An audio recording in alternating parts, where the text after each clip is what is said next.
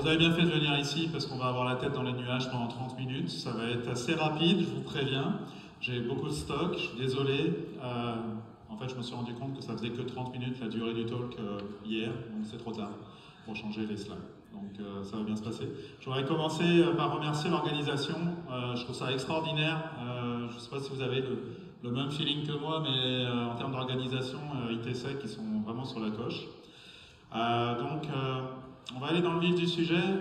Pour vous parler des spécificités de sécurité infonuagique, on va commencer par parler déjà de c'est quoi les spécificités de l'info nuagique assez rapidement, et puis ensuite on va rentrer plus dans le vif du sujet en parlant notamment des problèmes de configuration et puis de la façon d'investiguer dans l'info nuagique, les journaux de sécurité, très rapidement, mais surtout on va énumérer les fondamentaux, donc c'est en quelque sorte c'est mes recettes que je vous donne là pour aller de façon sécuritaire dans l'info nuagique. Ça c'est la slide qui dit que je suis vieux, que j'ai plein d'expérience et de certification, on va passer.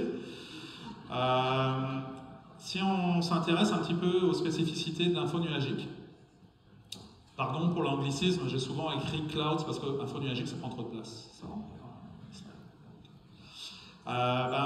Déjà, on remarque qu'évidemment, tout le monde n'est pas au même niveau de sa migration, à la même étape de sa migration vers l'info nuagique. On a vraiment des profils de clientèle très différents. Nous avons des entreprises qui démarrent de façon très embryonnaire, souvent avec ce qu'on appelle du SaaS, du Software as a Service, comme par exemple M365, donc des outils de collaboration. C'est un début vers l'info nuagique.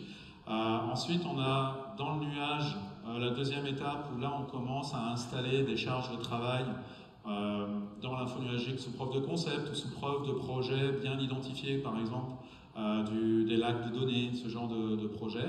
Et puis enfin, lorsqu'on est en orbite, c'est qu'on commence à vraiment utiliser de façon intensive l'info nuagique, et à ce moment-là, bien souvent, uniquement à ce moment-là, on commence à utiliser les particularités, les services natifs du fournisseur info nuagique, et on commence à mieux comprendre comment on peut tirer parti de ce qui nous est offert dans l'info nuagique.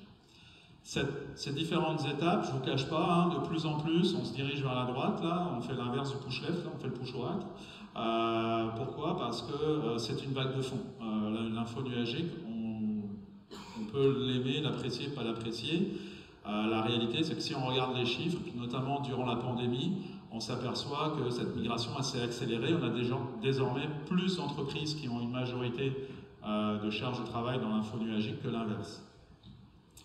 Je pense qu'au Québec, on est encore d'ailleurs un petit peu conservateur, on est un petit peu en arrière de ces chiffres.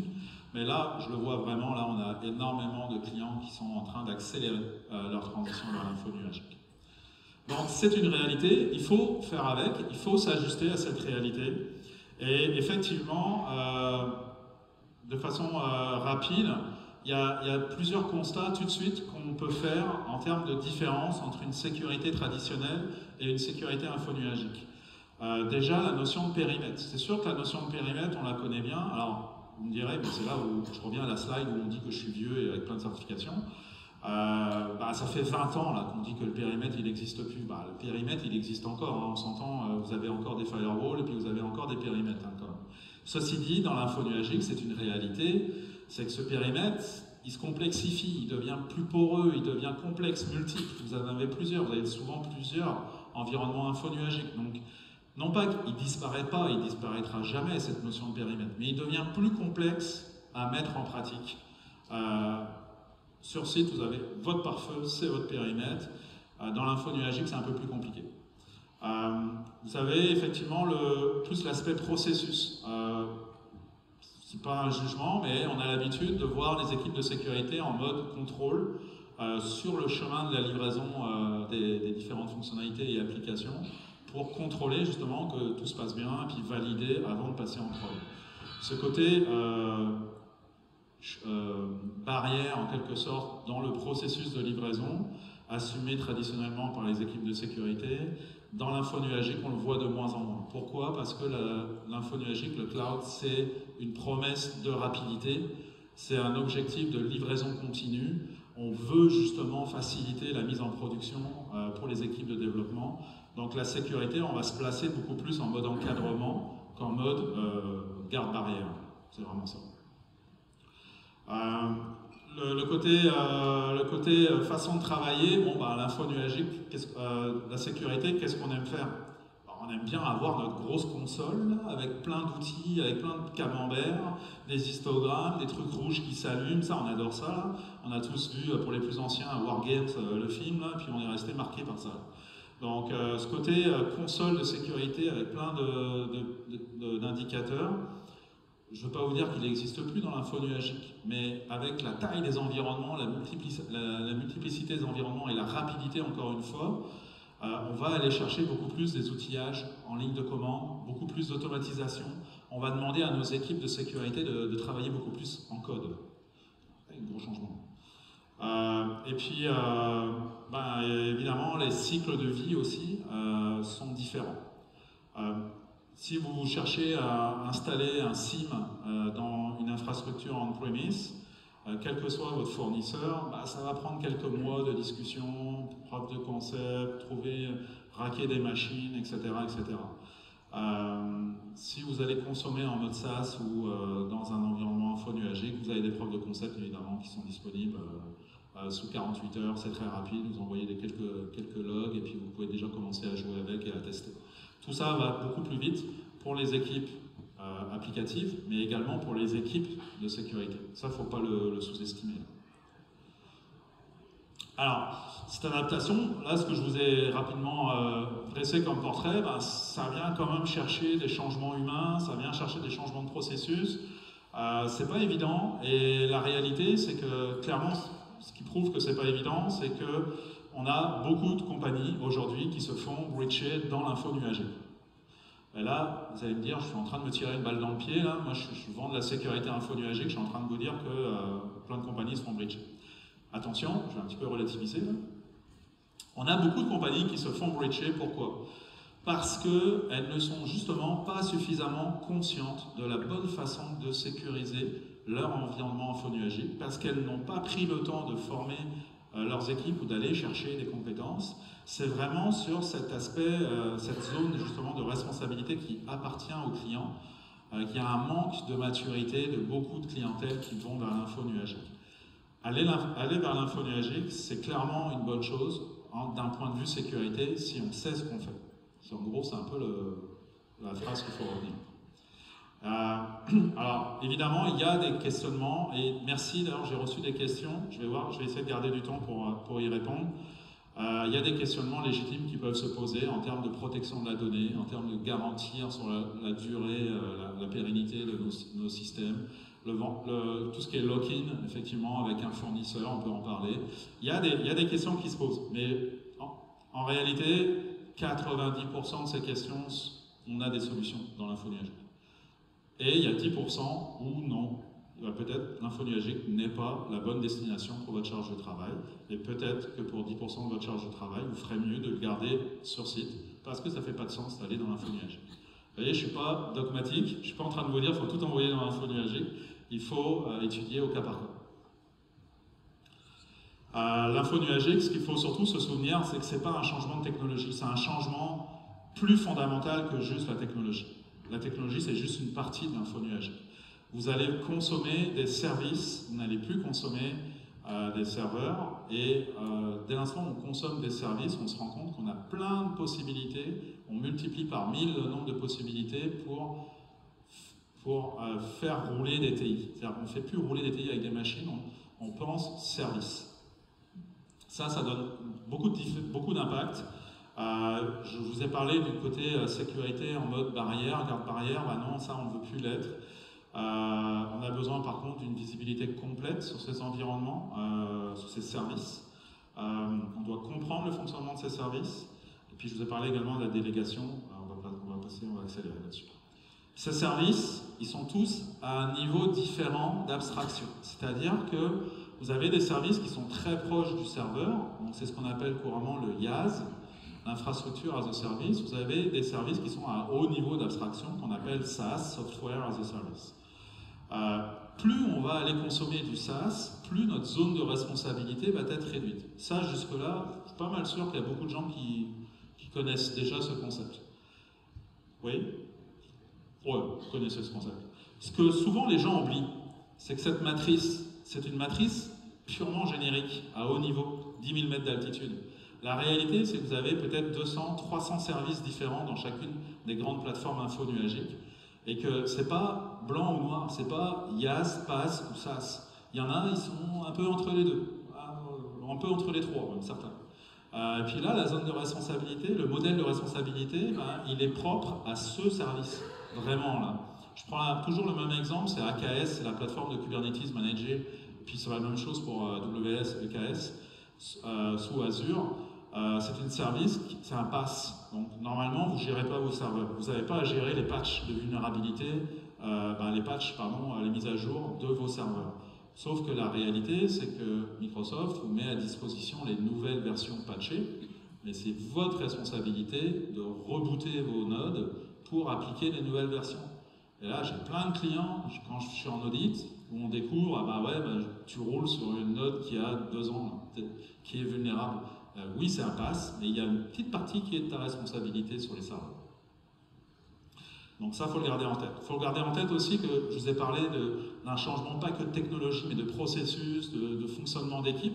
Ça veut dire quoi? Ça veut dire qu'à l'intérieur de votre organisation, c'est aussi un changement de modèle organisationnel qui doit être pensé, surtout pour la sécurité.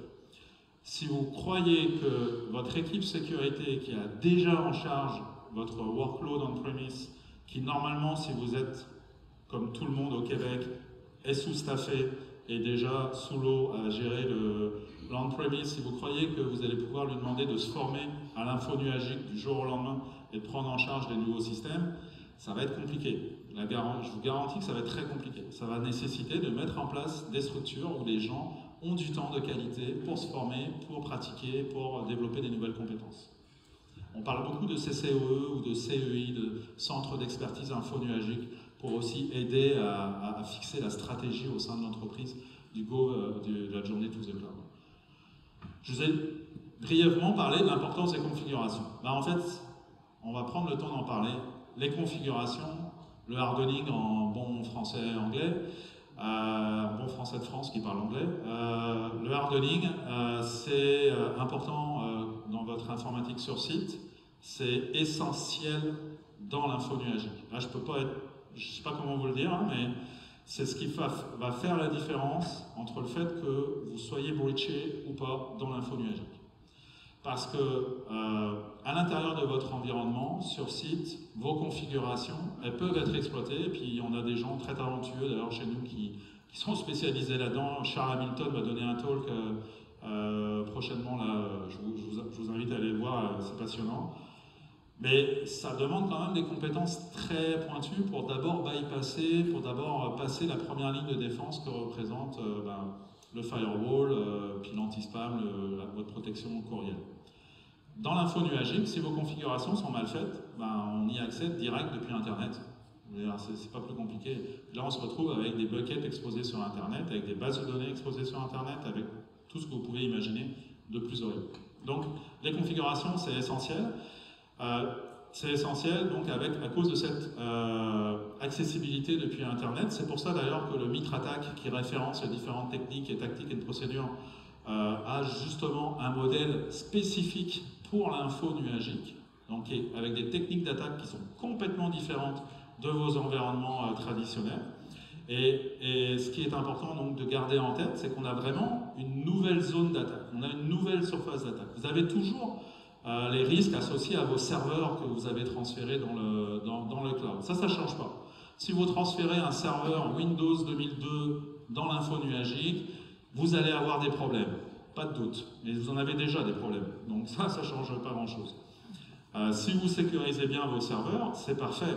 Dans vos infos nuagiques, vous allez les transférer avec votre IDR, avec vos différentes solutions de sécurité que vous avez sur vos serveurs, c'est ce qu'il faut faire. Mais ce n'est qu'une partie de la sécurité info nuagique. Là, vous sécurisez les serveurs, vous ne sécurisez pas le contenant. Le contenant, c'est au niveau de l'interface du cloud, où vous avez des techniques d'attaque qui existent spécifiques. Et là, par exemple, je vous mets un exemple, ce qui a été utilisé contre Tesla. Tesla s'est fait hacker il y a 3-4 ans, là, je ne me rappelle plus exactement. C'est exactement avec ce type de scénario.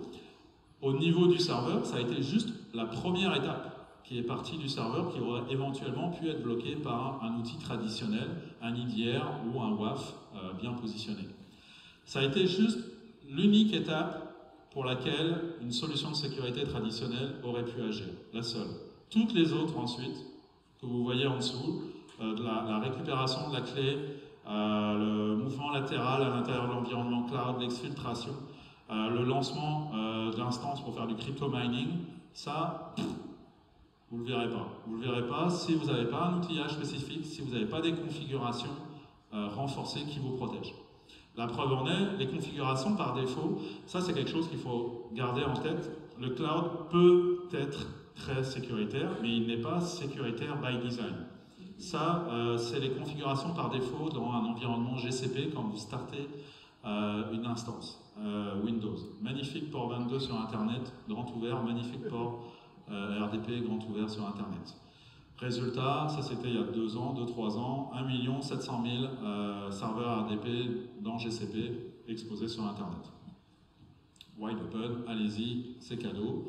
Ça c'est parce que c'est des configurations par défaut que les gens n'ont pas modifiées. C'est votre responsabilité, c'est pas celle de GCP. Puis c'est la même chose dans tous les autres cloud providers. Donc je reviens à l'importance des configurations, que vous soyez conscient de votre responsabilité là-dedans. Deuxième, alors je l'assimile en quelque sorte à un problème de configuration, mais qu'il faut garder également en tête, l'identité, super important. L'identité, ben, effectivement, c'est une sorte de misconfiguration quelque part.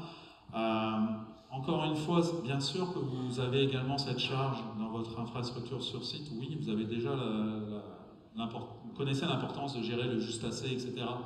Sauf que là, vous êtes exposé sur Internet avec l'environnement cloud.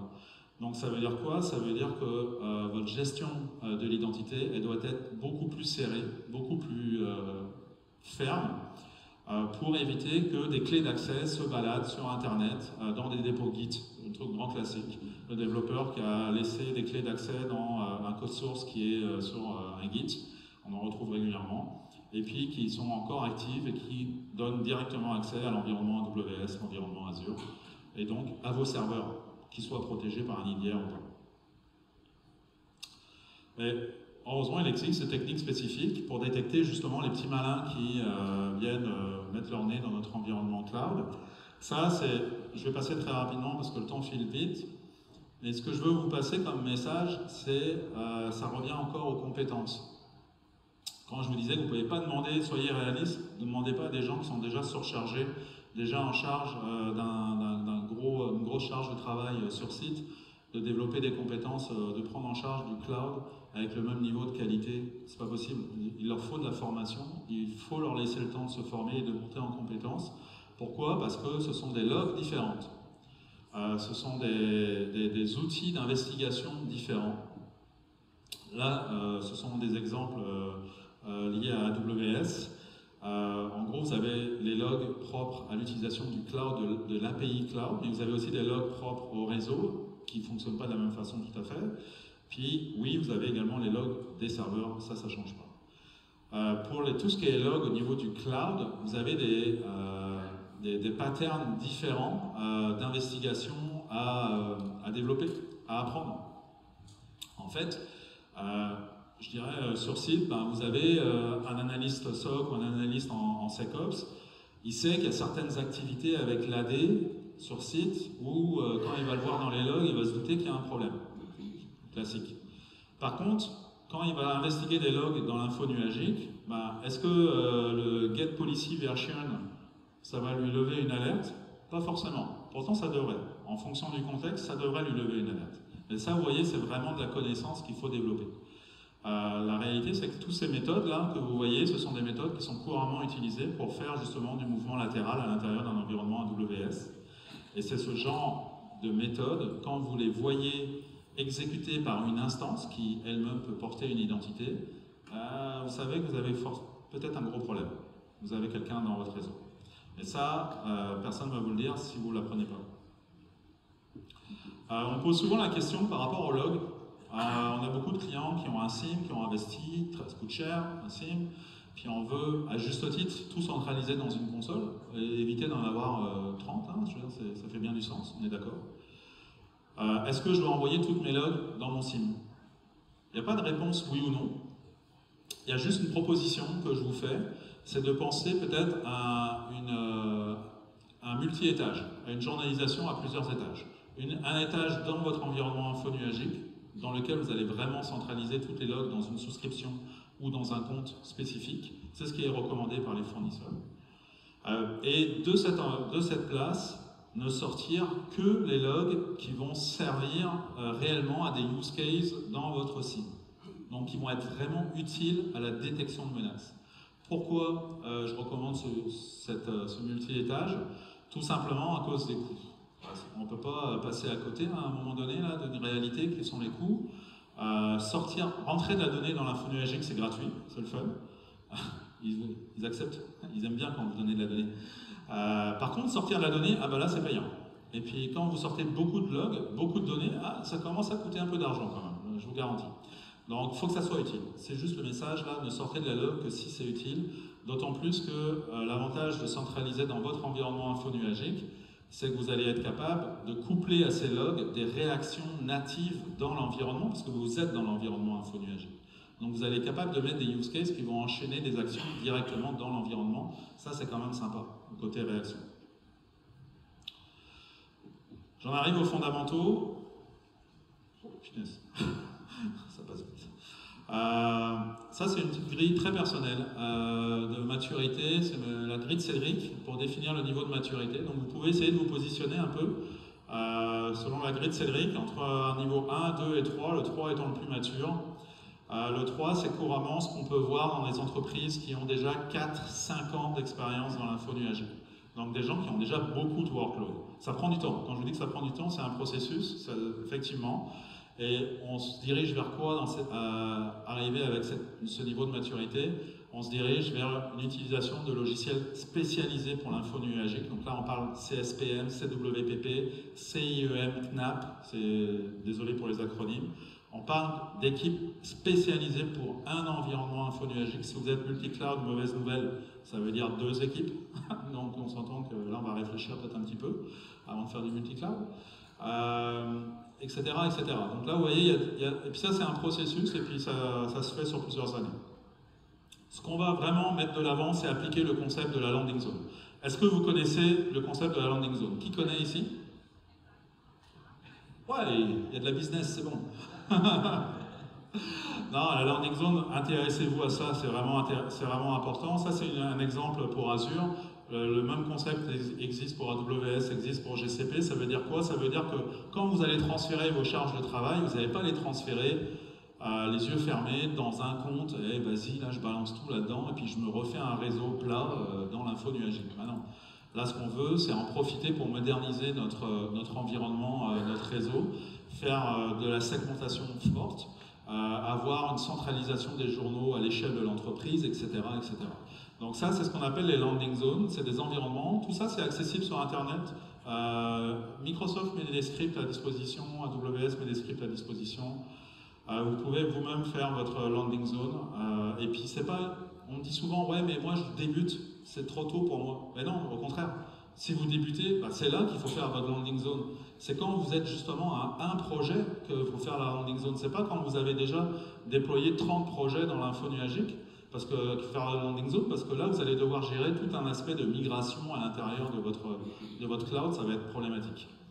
Pourquoi c'est important les landing zones? Parce que vous isolez vos charges de travail, donc vous évitez de limiter le blast radius, vous pouvez faire du chargeback, ça c'est quelque chose qui vient beaucoup avec l'info nuagique, être capable d'identifier les coûts spécifiques à une ligne d'affaires. En TI, ça peut être intéressant. Puis vous allez beaucoup implanter le moindre privilège. Vous parlez de l'identité, là, bah, ça va faciliter justement le principe du moindre privilège. Petit tip, on interdit les clés d'accès permanentes. C'est le mal, c'est le diable, on ne veut pas d'accès permanent. C'est une caractéristique dans la AWS, quand vous créez un user, vous pouvez lui associer une clé d'accès pour qu'il puisse se connecter en ligne de commande. Ça a l'air cool comme ça, là. Le problème c'est que ces clés d'accès, elles sont permanentes. Elles traînent sur l'ordinateur, elles ne sont pas chiffrées, vous avez des outils qui sont spécialisés pour piquer ces clés d'accès, et ensuite je les utilise pour me connecter à votre compte AWS, et puis c'est open bar. Donc il y a des services qui vous permettent dans tous les cloud providers de consommer des clés d'accès temporaires. C'est ça qu'on veut faire. Les bonnes pratiques de configuration, oui, c'est essentiel. Il faut travailler ces pratiques de configuration. Donc pour ça, il faut surveiller en continu. Le problème, c'est que les AWS, Azure, à tous les jours, ils publient des nouvelles méthodes, ils publient des nouvelles options. Donc il faut vraiment appliquer un suivi continu de vos configurations. C'est important, mettez ça en place. Fixez-vous un objectif qui cadre avec votre réalité. CIS, NIST, ISO, whatever, ou les bonnes pratiques du fournisseur, Azure vous en propose. L'objectif est important. Et puis ensuite, mettez une démarche d'amélioration continue en mettant des contrôles de prévention. Pourquoi? Parce que c'est bien de lever des alertes, c'est bien de détecter des choses, mais si vous les empêchez pas, vous êtes toujours en réaction avec les contrôles de détection. Donc il faut en avoir, mais dès que vous avez une détection, profitez-en, implantez une prévention, un contrôle de prévention, pour empêcher que ça recommence, cette mauvaise configuration. Et c'est très possible, très faisable. Dernier message, se préparer aux incidents. Pourquoi? Parce que je vous ai parlé des méthodes d'investigation, c'est vraiment avec des outils, des logs, et puis des méthodes très spécifiques à l'info nuagique. Pour la réaction aux incidents, c'est la même chose. Vous ne faites pas de la réaction aux incidents de la même manière dans l'info nuagique qu'en-premise. Ça sous-entend quoi? Ça sous-entend que vous avez déjà préparé un environnement spécifique pour ça, vous avez déjà géré tous les aspects identité pour être capable, depuis cet environnement, d'aller prendre un dump mémoire, d'aller prendre une copie de disque, un snapshot, et de ramener ça, et puis de pouvoir travailler avec les outils que vous utilisez traditionnellement. En conclusion, je suis quasiment bon, 16h01, on a commencé un petit peu en retard, je suis large. Appliquer des bonnes pratiques, des fournisseurs, il y a énormément de documentation. C'est le gros point fort, là, je pense, des fournisseurs info nuagiques, honnêtement, là, que ce soit Google, Amazon, Microsoft, ils communiquent énormément, ils documentent énormément. Utilisez-les, appliquez. C'est pas plus compliqué. Si, c'est compliqué, mais vous voyez ce que je veux dire. Favoriser les contrôles de prévention, je vous en ai parlé, ça c'est une clé là, pour être capable de s'engager dans un cercle vertueux. Et puis enfin, équipez-vous de solutions et de compétences adaptées à l'info nuagique. Oui, ça prend des solutions. Si vous voulez atteindre un certain niveau de maturité, ça prend des CWPP, des CSPM, des outils qui sont faits pour le cloud. Ce n'est pas juste des firewalls qu'il vous faut dans le cloud, c'est clair. Et puis, ça vous prend également des compétences à l'interne, donc j'en ai parlé. Formez vos équipes, donnez la chance à vos équipes de monter en compétences, ou aller chercher un partenaire qui peut vous aider justement avec cette spécificité, avec ces compétences. C'était la fin.